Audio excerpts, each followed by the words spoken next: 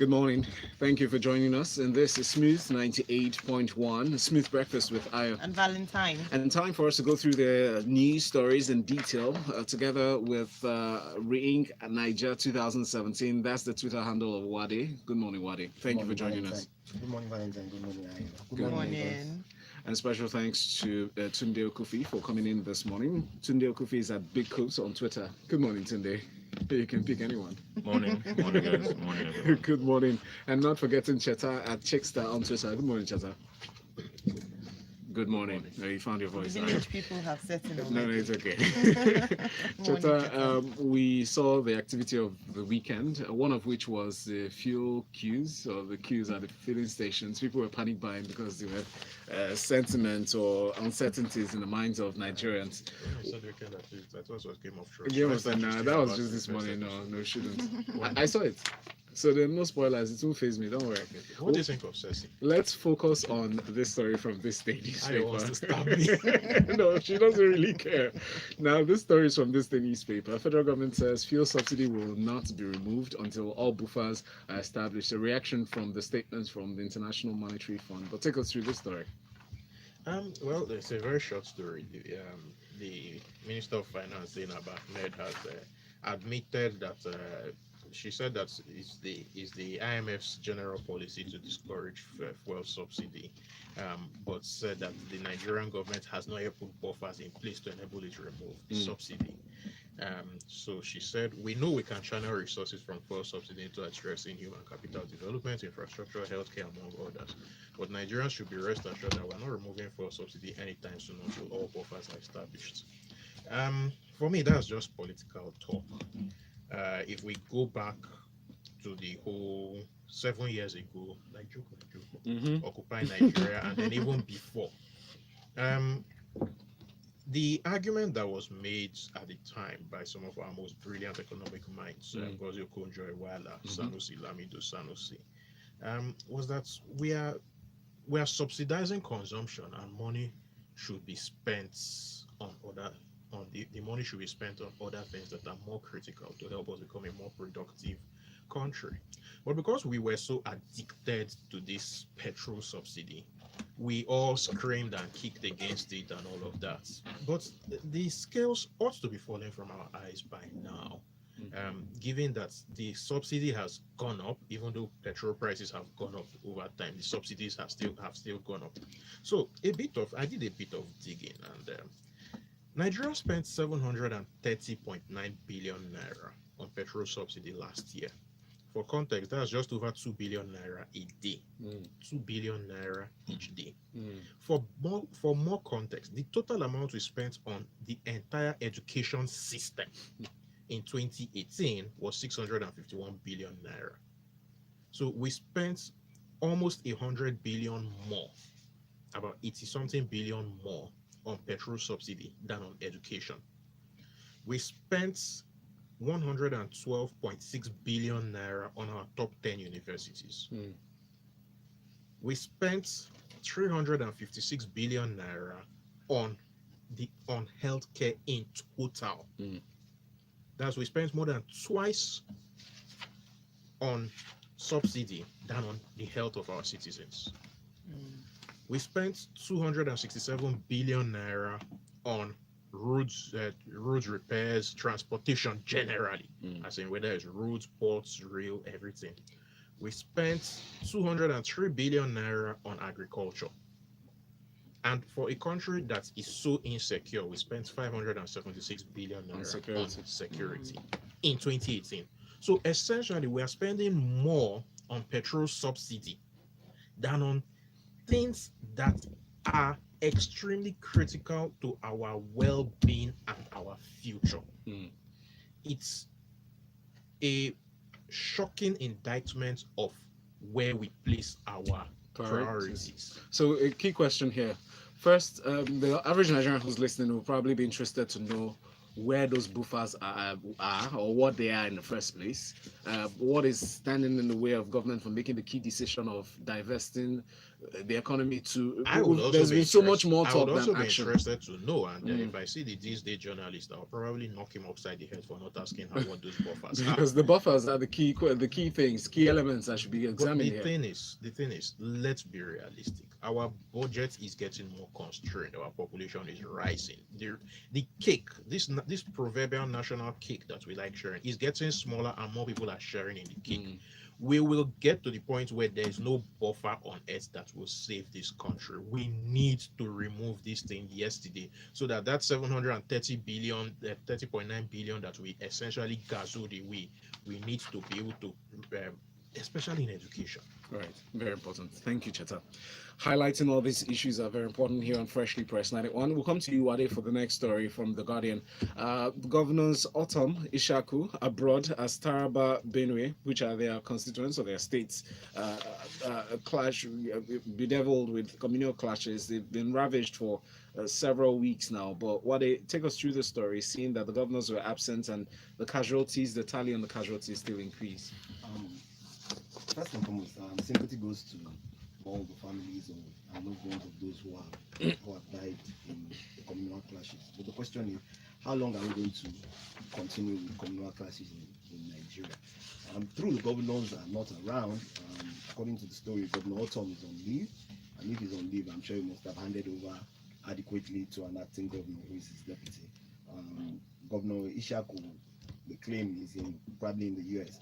However, my key question will be the local government chairman of those two local governments who are exchanging words on who did what and who didn't do what. Rather than Local government chairman, traditional rulers, community leaders. Yes, rather than take the responsibility of managing their portfolio. You know, in this country, we're always looking for who is the head, rather than looking at who is the divisional head to take responsibility for it. Instead, what the chairman of Ukari accused his Ukun counterparts of knowing the boys who did it. So if you know them, why don't you just bring them out? Why are you trying to protect criminals? But that's an accusation. There's no affirmation on it goes back and forth for me where local government chairmen are accusing each other of supporting or claiming to support criminals. So what is their responsibility as local government chairman? What is your responsibility as traditional ruler in a particular community if you cannot ensure that these things are checked? It's sad if the governors are not around, but from the news also, there's going to be a security meeting today, which I'm sure is going to be between both states to look at those things. But technically, I hope this is not also a political game of accusing that the person is not around and how much has been spent on security votes and there's a lot of finger pointing, there's a lot of name and blame game here. We're talking about governors not being around and maybe so we've averted blame from them and maybe looking at the traditional rulers or local government chairman. How about the presence of security personnel, police? Everybody's culpable in this case. My challenge here is this. First and foremost, who has direct responsibility of managing these places? Is it the governor? Is it the police? It falls mostly or mainly on the chairman of the local government and the community leader. If there's a breakdown of law and order, the first responders for certain cases, who's called first? Is the police. The security architecture in Nigeria is in the hands of the federal government. However, there's a failure of there's a distinct failure of local intelligence gathering, and it speaks to something that I'll talk about. Which is evident in Zamfara State, for instance. We don't. Intelligence is something we clearly do not do well. We don't understand these issues. We just think the Nigerian security architecture is designed to go in heavy for everything. If you look at a map of the initial attacks in that region, many of the incidents were following the river Katsina. Now, the river Katsina is a tributary of the Benue River, and then it also intersects with another river, the river Taraba. So it became clear to us when we were mapping this, that this thing was basically a fight over water resources, and you could almost, with a certain degree of accuracy, plot where the next incident will be. which meant that if people did not do this, if people did not bother, then the incidents go on. Now, what has happened is it has metastasized because of impunity. Incidents have happened, nobody has done anything. So people are now taking the law into their hands. So we have all sides now doing tit for tat. Nobody even, if you send people, and I have 2 people currently in Taraba, if you send 2 people, you send people there, nobody can even tell you who started it anymore. Yeah, but It's just because it has it's happened. escalated as well. yes, it has. But like I said, like Cheta has also explained, if Mhm. it's top heavy, even the local security gathering for information that you require, whose responsibility is it to ensure these things are in place? Yes. And that's really the question here. So blaming the governor without taking cognizance of the fact that there's a local government chairman who is also the chief security officer of the local government. All right. I just hope we'll go from blaming people to actually acting, doing our jobs. Absolutely. But let's go on. All right, let's go on to some of your comments this morning. Benga Kamu starts at this one. Do you trust the government to deploy funds derived from fuel subsidy removal properly? The government will do nothing to alleviate the problems caused by the removal. But let's not forget, in the previous government, Jonathan's government, we had the Shopee program. It'll be interesting to know what's happening with that at the moment, what the update, if there's anything. Shopee. Yes. Shopee died 4 years ago. Yeah, but that's what so with regards to transparency in terms of what they're doing with the subsidy removal, they had a plan in place, and it was obvious to people as to see what they were doing. So if they do remove subsidy, would there be something like that in place as well? Which is why they were talking about buffers that haven't been made clear yet, as we're taking these stories. Well, Benga is wondering if there would actually be, there'll be a sense of integrity around that with regards to will they reinvest properly. Well, good morning. Are Nigerians ready to pay over 200 naira per litre when subsidy is removed? Let's think about it. Start staring violence in the face. Please add your names to your messages so we can take them. And then Marcel Odibo says, good morning, guys. Buffer is how to reduce the economic effect of the removal of subsidies. What would become of inflation and exchange rate effect? All right, let's move on to this next story from the Vanguard newspaper. Tunde, I'll come to you for this one. Nigeria recorded $5 billion foreign investment inflows post-general elections. It's an announcement that was made by the CBN governor, Mr. Godwin Emefiele, the governor of the Central Bank of Nigeria. He made this announcement in Washington, D.C. It speaks, or rather sounds a bit like sound bites to foreign investors to cajole them to come back into the country to invest. But how do you take this from the comments that are said? Because we know that prior to elections, the investor sentiments are shaky. After the elections are over, some of them gradually come back into the country. But what do you take from this story? So yeah, it sounds to me, not even that is about it. It sounds more like the man, setting how he wants to be judged or measured, right? Because we know that he will soon be. His tenure will soon his tenure will soon be expired. Formal indications is not being renewed, so he's spoken very glowingly and in many ways, accurately about the things that have happened during his tenure. So, so you can look at it, you can view it in that regard. But yes, he's making this announcement and this speech in Washington. Yes, and he talks about $5 billion. I said billion. $5 billion. We won't be talking about this was naira, right? $5 billion returning into the as inflows, foreign inflows into the country. But like you pointed out, prior to elections, people leave it, or a lot of funds leave the country because of the uncertainty, and after elections it returns. So it's not so much of a surprise there, but it's how you spin it, and the spin he's put on it is, there's investor confidence, people are coming back. But key things he's missing out is what component of that is actual investment in the country because of the belief in the country, and how much of it is portfolio investment, fly by night investment. Yes. Only 8.5% of that is FDI. Right. That's foreign direct investment. Foreign direct investment, and it's lower than it was prior to elections. So if you're talking about confidence in an economy, those are the type of metrics to look at, right? A lot of people, because there are higher yields, higher interest rates, therefore higher returns to be enjoyed in this market, they think it's a healthy thing. Where there's greater risk, obviously there's greater reward, and there's greater risk because for the exact reason that the economy or nation is viewed as unhealthy in certain instances, but there is gain to be made, right? Which is why you have a lot of portfolio investors. What that means is anytime there's any type of uncertainty, those guys just take off and disappear. and were hard hit. Like I said, it's far-reaching. He talks about his achievements in payments, what they've done with cashless. Bureau de change. He mentions the innovations in the exchange windows.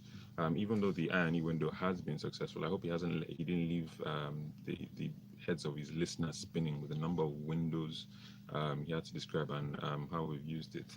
I think it's maybe not only uniquely Nigerian, it's an African problem, because there are other nations in Africa, Angola for one, who have similar problems and have actually studied what we've done in Nigeria to sort of stabilize things. But all in all, generally, that's it. He spoke about EFINA, which speaks to the reach of unbanked, bringing in more people into the banked. That's enhancing financial innovation and access. Financial inclusion is what I was looking for, actually. Yes. So it's good. He was speaking in Washington. The key things here is, look, is the spin he's put on it. He puts in a positive spin. I guess we're an eternally positive people, but the facts of the story are money left, money is back. Very little of that is actually FDI, which is an indication of the confidence that he would like us to see. So to those he's speaking to in Washington, D.C., perhaps if you're listening, well, come back to the country. It's a better economic climate, right? Let's go to this next story from the Punch newspaper. 8.7 trillion naira pension fund. PenCom bars pension fund administrators from investing in bonds issued by 9 states. 9 states are said to be Yobe State, Katsina, Bauchi, Borno, Benue, Kwara, Plateau, and Akwa Ibom and Cross River. Your thoughts on this, Uade? Welcome development. Start with, for me, my personal opinion, I don't think they should actually invest in bonds of states who cannot even afford to pay the salaries, talk less of looking out for their contribution to pension, to the pension scheme. But this is good, because they probably have to force those states to go and put in legislation for their contributory pension fund scheme. It's also amazing, because when states refuse to pass a law that would help their pensioners, are you with me? Put monies into savings that can be invested for them over time. But they are quick to pass laws for the legislature or the governor to retire and collect their pensions on a yearly basis once they leave office. So with this, I think it's welcome from from PenCom. However, when you look at the story, there are quite a number of issues, aside from, even for those who have the contributory laws. States are struggling to pay when people retire. The most committed state that has even gone so far, Lagos, still has a backlog of about 2 years and so on. So when you look at it, even with the facts, when you consider the fact that the Nigerian Labour Congress has also looking at the act, it doesn't make it mandatory for states to join. So there's that window that gives them the opportunity of saying, well, I don't want to. But the question is, even when you are a member of the contributory pension scheme, how are you funding it on a regular basis? It's supposed to be funded monthly. So if I can't pay salary, how do I even fund pension? Which, asking where the money is coming from is very important, and to ensure compliance and strict adherence to best practices. I'm glad that PenCom is coming into this. But thank you very much, Uade. All right, we'll move on to our next story here, and I'll come to you, Tunde, for this one. Very sad and unfortunate incident that happened on Saturday morning, 7 a.m., when 2 friends were returning from a night out, and unfortunately, trigger-happy policemen attached to the Lagos State Police Command shot at them. According to a background story on this, now this report we're taking is from the Guardian newspaper. Officers involved in Ajegunle shooting spree arrested, inspector declared wanted. Now, they'd come out, and the men who were not in uniform asked them to stop, and the man drove, and they chased after him and shot him in the head when met him. Well, the lady protested, and she was also shot as well in response. shot twice in the stomach. She died on the spot. He was rushed to the hospital. The names have been identified as Ada Ifeanyi and Emmanuel Akomafua is her friend, the man. So it's horribly sad. I mean, Guardian's headline is way better. I see that you edited the headline from one of our dailies that described them as. I won't even repeat it anyway. Yes, I wouldn't. You know, so and when we write headlines like that, it distracts from and takes away from the real nature of the issues and the harassment that people have to deal with, you know, day by day. Why should you feel so, you know, unsafe in your own country? See a man and a woman in a car, either, you know, they're driving or, you know, even when they're in taxis. I've been told numerous times that people get harassed when they're returning home, you know, after late at night at any point in time, and there seems to be any sort of endearment between the two of them, and then the police stop them and start harassing. It's ridiculous. Now, back to the story. It's sad, it's unfortunate, but it's a very Nigerian story, and it doesn't seem to be going away. It's not on increase. It's just being, perhaps in this season, being reported more, right? It happens rather regularly. And personal instances that I know of friends being shot by police as well.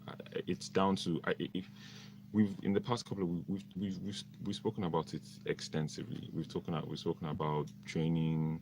We've spoken about culture. We've spoken about welfare, Reform bill is so many things that need to happen, but some of them are grand, some of them are big, and when you look at what needs to be done, you get disheartened. But some of the simple, basic things, like why are policemen who are supposed to be policing the populace in plain clothes?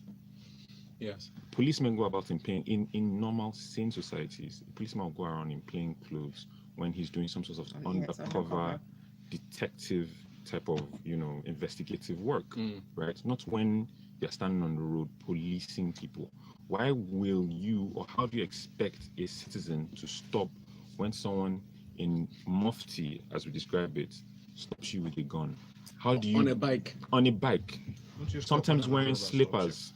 Fun? Why do you stop when an armed robber But stops you? if I'm really, Cheta, You won't stop. the instinct for some, different unless you're cornered, the You're in a instinct car. is to run. The man is on a bike. Do I tell you the story Yeah. of my No, No, robbery? wait, no, let's don't tell finish. us the story. Let's finish, and let's not distract from the issue. I'm These robber, are executive policeman. robbers. If a policeman stops you, if you know it's a policeman, you will have the confidence, or you should have the confidence to stop. Not when you see him in mufti, yeah, and he might be a robber, right? All right. Now, today the policemen involved in this matter have been named. So in this time, the policemen. One of them on the run. Yeah, one is on the run. Policemen, have been named. This is Guardian. You can pick it up to go and get the names. It's a difference or an improvement to some of the earlier stories where they refused to. Exactly. Still disappointing when they say that I hear things like internal disciplinary proceedings. Yeah, proceedings needs to happen, but this needs to be.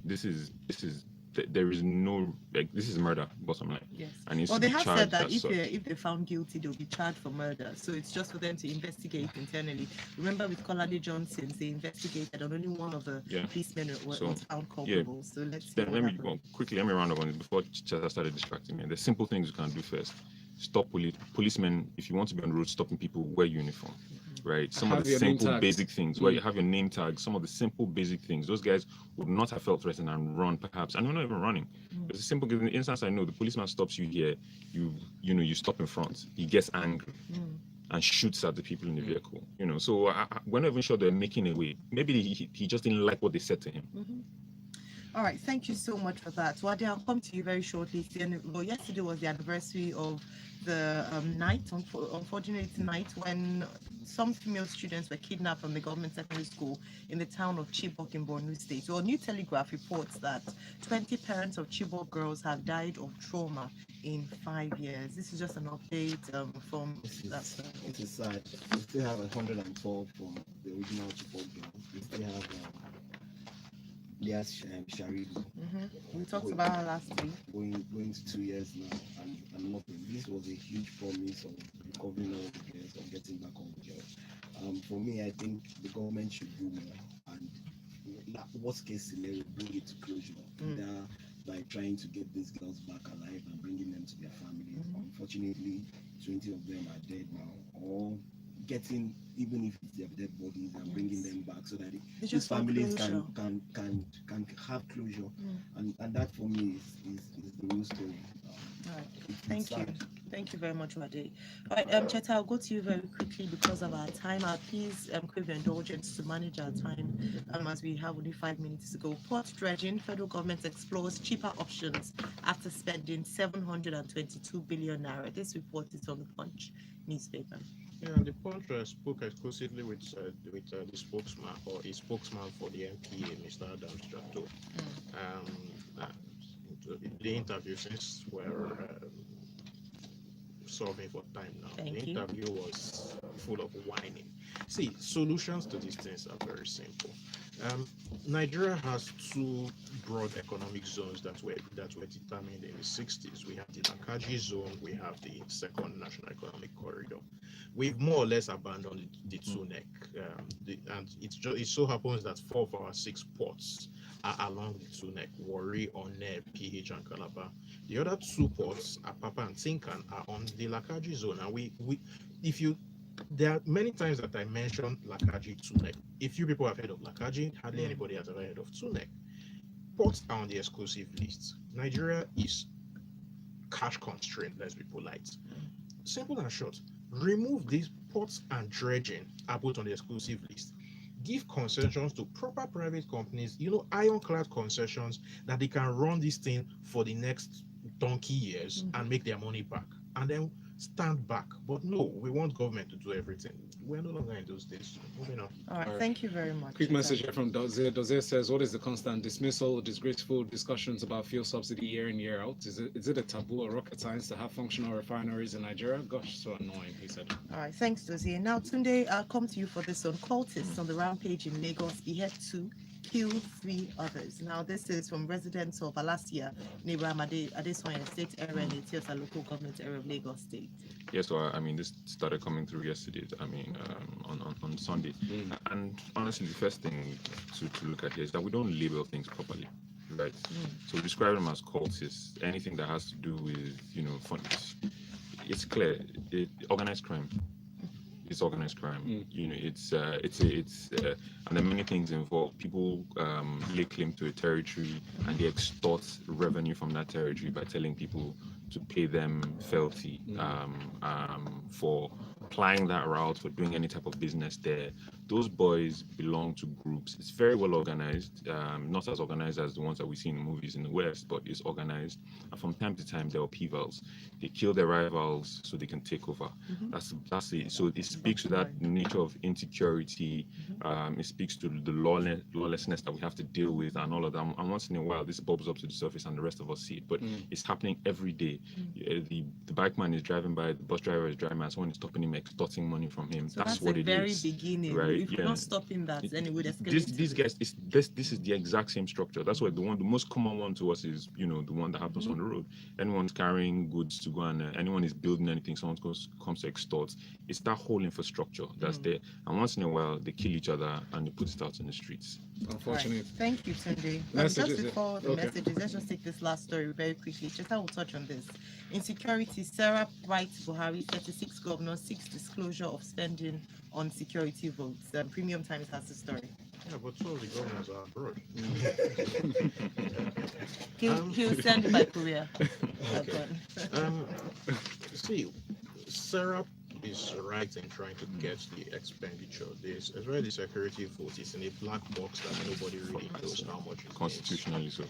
Being spent on security vote, and it's one of the huge channels of corruption that we've had in this country for the last 25 years now. Since inception. No, security vote became a thing about 93. Anyway, here's the thing: 594 people were killed in politically related events between 16 November last year and 23 March this year. In many of these incidents, the killers have gotten away. No arrests. No, take Sugar for example. The former House of Representatives member was shot at his polling unit in Oyo State, and that's it. The big issue here, aside from a complete overhaul of the security architecture, is the culture of impunity. those need to be added. Those two things need to be dealt with. It's not just about the money, although Alright. the money is important. Thank you, Cheta. A very quick message here from Idad on WhatsApp. It says the case of police in Mufti happened to my cousin some weeks ago. He was stopped by men in Mufti on a bike, and of course he ran. And as soon as he was stopped, he thought he was robbed at the time. They caught up with him, grabbed him, and showed their ID card. All they wanted was to check his folder and his hand, and which, by the way, had CV, his curriculum vitae, and credentials as he was going for an interview. This is sad. Thank you, gentlemen, for stepping in. Cheta at Chickstar on Twitter, Tunde Okufi at Big Coves, and Uade at Ring Niger 2017. Join us next as we talk sports inside of the locker room. Good morning. The headlines. The story. Thank you. Thank you. Let's time check at 8 o'clock. That's